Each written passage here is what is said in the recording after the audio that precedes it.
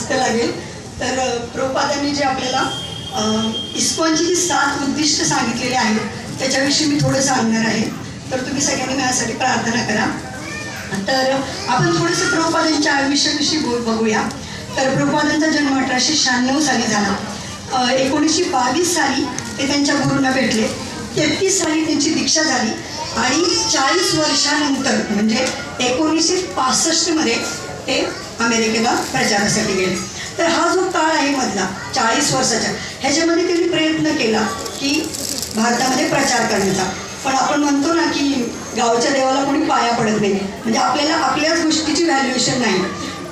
प्रभुपादांनी खूप प्रयत्नही केले त्याच्यासाठी, पण म्हणावं इतकं यश त्याला आलं नाही. म्हणून त्यांनी ठरवलं की आता आपण, आणि त्याच्यामध्ये त्यांनी झाशीला लीग ऑफ डिवोटीची स्थापना पण केली आणि त्यातून त्यांनी एक शिष्य पण बनवला. पण याच्यानंतर ते म्हणले की आता मी परदेशात जाऊन प्रचार करेन आणि 11-13 ऑगस्टला ते जलदुतामध्ये सकाळी 10 वाजता जाण्यासाठी निघाले. आणि अथक प्रयत्नानंतर म्हणजे 35 दिवसाच्या नंतर ते अमेरिका बोस्टन इथं पोचले. मधला जो 35 दिवसाचा जो काळ आहे त्याच्यामध्ये आपण बघतो की प्रभुपादांना 2 अटॅक पण येऊन गेले. आणि ते अटॅक जेव्हा आले तेव्हा प्रभुपादांनी भगवंतांना गुरूंना प्रार्थना केली की तुम्ही ह्या 17व्या वर्षी तुम्ही मला परदेशामध्ये मला का पाठवत आहात आणि माझ्याकडून तुम्ही काय करून घेणार आहात, मी तुम्हाला तळमळीने हे विचारत आहे. तेव्हा त्यांच्या रात्री स्वप्नामध्ये भगवान श्रीकृष्ण स्वतः आले आणि त्यांनी भगवंतांनी स्वतः त्यांना सांगितलं की हे जे जहाज आहे त्याचा पूर्ण भार मी स्वीकारलेला आहे आणि तू काळजी करू नको. पण आपण बघतोय ज्याला प्रभुपाद इथून गेले, बोस्टनला उतरले, तर त्यांना हे पण माहीत नव्हतं की उजवीकडे जायचं की डावीकडे जायचं. आणि प्रभुपाद 2 गोष्टीसाठीच प्रभुपादाने अवतरण घेतलं होतं, जे चैतन्य महाप्रभूंनी 2 गोष्टी सांगितल्या होत्या. एक माझा सेनापती भक्त येईल आणि तो हरिनामाचा प्रचार सगळ्या जगभर केला. आणि दुसरं पृथ्वीराचे जगतात एक ग्राम प्रचार होईल व मोरनाम. तर हे 2 गोष्टी साध्य करण्यासाठी आले. आणि बरोबर जाताना त्यांनी फक्त 40 रुपये आणि 2 धोती कुर्ते, 1 करताल आणि थोडेसे भागवतमचे ज्यांनी स्वतः लिहिलेले ग्रंथ होते. उतरल्यानंतर पहिल्यांदा ते अगरवालच्या घरी राहिले, गोपाल अगरवाल, जे आपण सॅगी अगरवालचं ऐकतो त्याच्या सांगतात. त्याच्यानंतर 2-3 ठिकाणी राहिले. सगळ्यात शेवटी ते डेव्हिडकडे राहिले. आणि डेव्हिडकडे राहिल्यानंतर त्यांचं जे टंकलेखनाचं टाईपरायटर होतं तेही चोरीला गेलं. म्हणजे ते खूप डिस्टर्ब झाले. आणि आपण शेवटी सगळ्यात बघतोय बॉस्टनमधला सगळ्यात अनुसूचित भाग, म्हणजे जिथं फक्त मरेजुआना आणि LSTचा जो सगळ्यात मोठा खजिना असेल तर तो बावरी आहे. आणि बावरी येथे त्यांनी आपलं पहिलं 26 सेकंड ॲव्हेन्यू इथं मॅचलेस गिफ्टमध्ये आपलं प्रचार केंद्र चालू केलं. आपण बघतो त्याच्यामध्ये यदुराणी होती, गर्गमुनी होते, त्याच्यानंतर ब्रह्मानंद प्रभू, ही सगळी जी लोकं आहेत ना ती तिथूनच आलेली आहेत. परंतु जेव्हा ते पाहिलं त्यांनी हे सगळं, त्यांना वाटलं की ही जागाही आता आपल्याला थोडीफार कमी पडते, तर आपण आता इस्कॉनची स्थापना केली पाहिजे आणि आपण एक मोठा असा संघ निर्माण केला पाहिजे ज्याद्वारे आपण लोकांना आणू शकतो.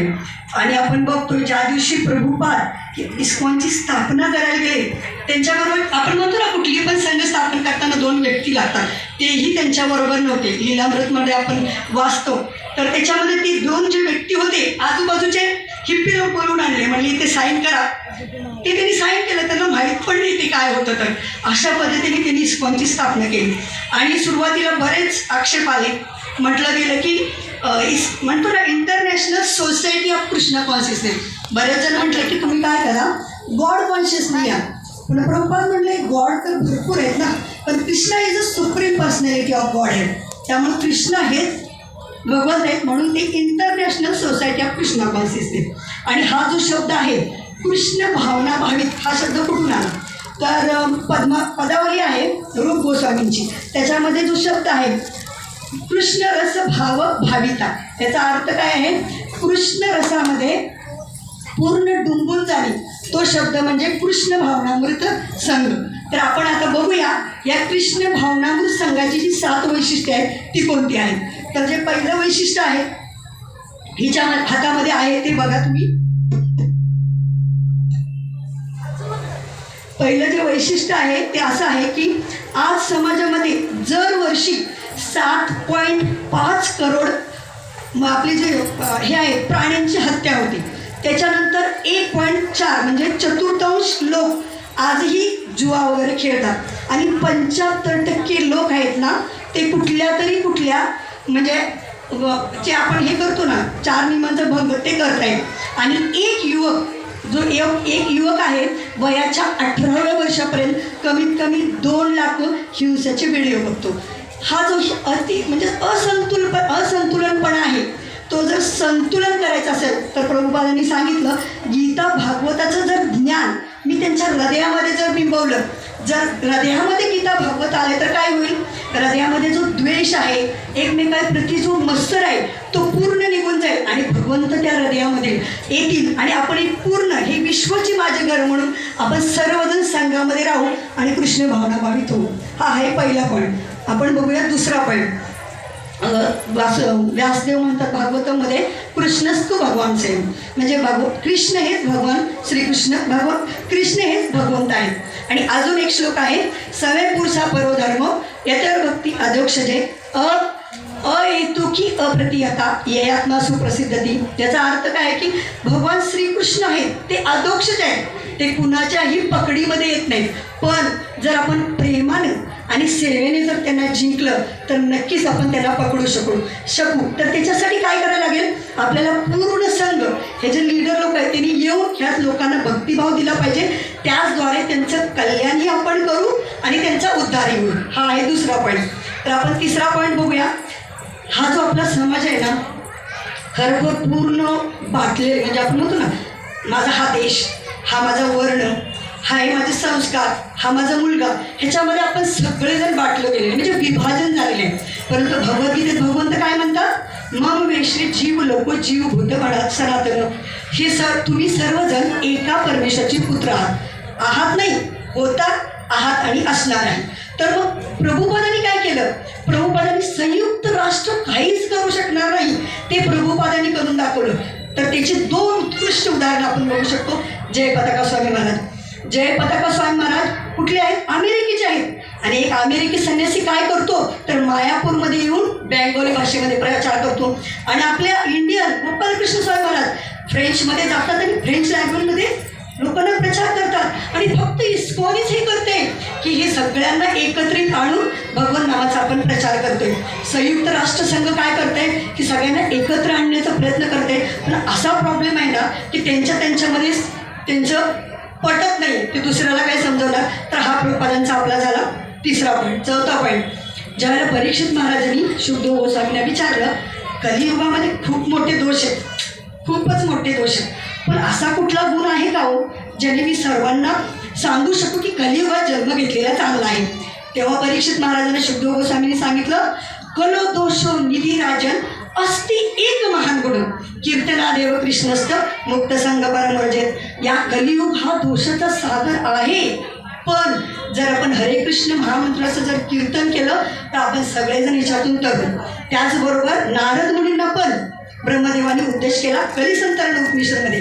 ते काय म्हणले, हरे कृष्ण कृष्ण कृष्ण हरे हरे हरे राम राम राम हरे हरे इति षोडशकं नाम्नं कलिकल्मषनाशनं नातो परत उपाय सर्वे दोष दुष्यन्ते. हरे कृष्ण महामंत्र आहे, तुम्हाला पूर्ण भवसागरातून बाहेर काढेल आणि त्याच्यावरती पण कुणी नाही. हा श्रील प्रभुपादांनी हा जो मुद्दा आहे तो जगभर आपण बघतोय, आपण दिंड्या बघतोय, वैष्णव सगळे सामूहिक कीर्तन बघतोय, जगन्नाथांच्या रथयात्रा बघतोय, ह्याच्यातून आपण हरिनाम संकीर्तन देतोय. आणि प्रभुपादांनी हा चैतन्य महाप्रभूंनी जो सांगितलं होतं, भविष्यवाणी केली होती की जाड देखो तारक हो कृष्ण उपदेश आम्हाला आज्ञा आहे गुरु है देश. तुम्ही सगळ्यांना जाऊन हरे कृष्ण महामंत्र जा. हा झाला चौथा पॉईंट. आपण 5वा पॉईंट विषयी बोलूया. मंदिरं ॲक्च्युली आपलं पूर्ण बेस आहे तो मंदिरावरती आहे. आणि जेव्हा प्रभुपाद होते तेव्हा त्यांनी फक्त 10 वर्षामध्ये 108 मंदिरांची स्थापना केली होती, फक्त 10 वर्षामध्ये. आणि आपण मंदिरात जाऊन जेव्हा कृष्णलीला बघतो तेव्हा आपल्याला कळतं की तिथली लोकही आपल्याला प्रचार करतायत आणि खूप आपल्याला कळतं. त्यातले बरेच प्रकल्प आपण आता सध्या बघतोय. TOVP मायापूरचा सगळ्यात मोठा प्रकल्प जो आता आहे, आत्तापर्यंत अजून मंदिर पूर्ण नाही, 1000 करोड रुपये गेलेले आहेत. त्याच्यानंतर आपण बघतो LVCC आपलं पुण्याचं मंदिर आहे, नंतर GEV आहे, वाड्याचं फॉर्म आहे. प्रभुपादांनी जे सांगितलं आहे ते त्यांचे शिष्यही फॉलो करत आहेत.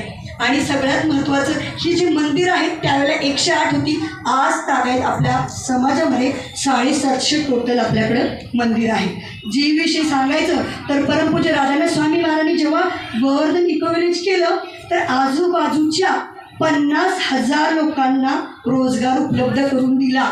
आणि आज आपण बघतोय की तिथं लोक जाऊन भगवंताची भक्तीही करतायत आणि खूप छान आनंदामध्ये राहत आहेत. हे प्रभुपादांनी घातलेली आपल्यासाठी लीलास्थळी म्हणजे मंदिर आहे. प्रभुपाद याच्यासाठी डॉक्टरचं उदाहरण देतात. ज्यावेळेला डॉक्टर आहे, डॉक्टरकडे आपण कधी जातो? आजारी असल्यानंतर. मग जेव्हा आपण डॉक्टरकडे जातो, गोळ्या औषध घेतो, बरं होतो. तशी ही आमची मंदिरं आहेत. काय करतात मंदिरं? तुम्ही इथं येता आणि भवरागातून बाहेर होण्यासाठी ते तुम्हाला औषधी हरिनाम संकीर्तन दिलं जातं आणि त्याद्वारे तुम्ही भगवंताची भक्ती करू शकता. 6वा पॉईंट असा आहे की आपण बघा कोरोनामध्ये 2 गोष्टी शिकलो. सिम्पल लिव्हिंग, हाय थिंकिंग. म्हणजे 2 देशावर आपला पूर्ण समाज डिपेंड झाला होता आणि प्रभुपादांनी हीच गोष्ट 54 वर्षापूर्वी आपल्याला सांगितली होती. प्रभुपाद म्हणायचे तुमच्याकडे एक गाय आणि थोडीशी जर शेती असेल ना, तुम्ही समाजामध्ये काहीही करू शकता. आणि तेव्हा त्यांनी सांगितलं होतं तुम्ही सिम्पल लिव्हिंग हाय थिंकिंग जेव्हा होता, ते बेरोजगार कशामुळे निर्माण झाली? कारण आपण आधुनिक अवजारे आणली, ते अवजारे आपण वापरायला लागलो, लोकांना रोजगारच मिळत झाले. पण जेव्हा आपण बैलगाडीद्वारे जेव्हा आपण ह्या गोष्टी करू तर रोजगारी आहे आणि शेती आहे. तर प्रभुपाद म्हणायचे हे शेतीतून धान्य पिकवा, ह्या शेतीतून तुम्ही धान्य पिकवा, गाईचं दूध घ्या, छान व्यंजन बनवा, भगवंताला भोग लावा आणि छान सर्वजण खा, तुमची भक्ती पण होईल आणि तुमची सेवा पण होईल. हा आहे 6वा पॉईंट जो प्रभुपादांनी सांगितला. सिम्पल लिव्हिंग, हाय थिंकिंग, साधी राहणी आणि उच्च विचारसरणी. आता आपण 7वा पॉईंट बघूया जो ह्या 6व्यावरती सगळ्यात भारी आहे, म्हणजे बुक्स आर बेसिस. आपण बघतोय की आज मंदिरात लोक येतात, ऐकण्याबद्दल काहीच नाही, पण जेव्हा मंदिराच्या बाहेर जातात या गोष्टी आपण विसरून जातो. म्हणून व्यासदेवानी पण काय केलं? त्यांनी पूर्ण शास्त्र लिहून ठेवलं. तसंच प्रभुपादांनी काय केलं? आपल्यासाठी रात्रभर जागून भागवतम, चैतन्य चरितामृत, भगवद्गीता, श्लोक, अर्थ आणि तात्पर्य 80 पुस्तकं आपल्यासाठी लिहून दिली. ते कारण की आपण वाचाल तर वाचा. आणि आज आपण सगळ्यात आनंदाची गोष्ट, या 54 वर्षामध्ये 54 करोड भगवद्गीतेचं आजपर्यंत आपण वितरण केलेलं आहे. आणि सगळ्यात महत्त्वाची गोष्ट म्हणजे या पुस्तकातून आपल्याला कुठलं ज्ञान मिळतं? मी कोण आहे, भगवंत कोण आहे आणि आमचा संबंध काय आहे? ही जी शाश्वत आनंदाची जी प्राप्ती आहे ती भगवंताकडून येईल. तर हे जे 7 उद्देश आहेत ह्याच्याविषयी प्रभुपाद सांगतात की एक विद्यार्थी आहे आणि तो गुरुकडे गेल्यानंतर जर तो शरणागत असेल आणि गुरूंचं ऐकायला रेडी असेल तर नक्कीच त्याला ज्ञान प्राप्त होईल. तसंच आहे, हे जर 7 उद्देश आपण आपल्या जीवनामध्ये जर उतरवले, प्रभुपादांची शरणागती घेऊ, तर नक्कीच आपण आपलंही आयुष्य सुखी बनवू आणि दुसऱ्यांनाही आनंदाचे सहभागी करू शकू. तर मी आजच्या दिवशी श्री प्रभुपादांना मनापासून प्रार्थना करते, श्री प्रभुपाद जर ह्या 7 गुणापैकी एकाही जर गुणामध्ये मी थोडीफार काही तर सेवा करू शकले तर नक्कीच मी धन्य होईल. मी तुमच्या चरणी प्रार्थना करते. हरे कृष्णा. दंडवत. बहुत बहुत धन्यवाद माता.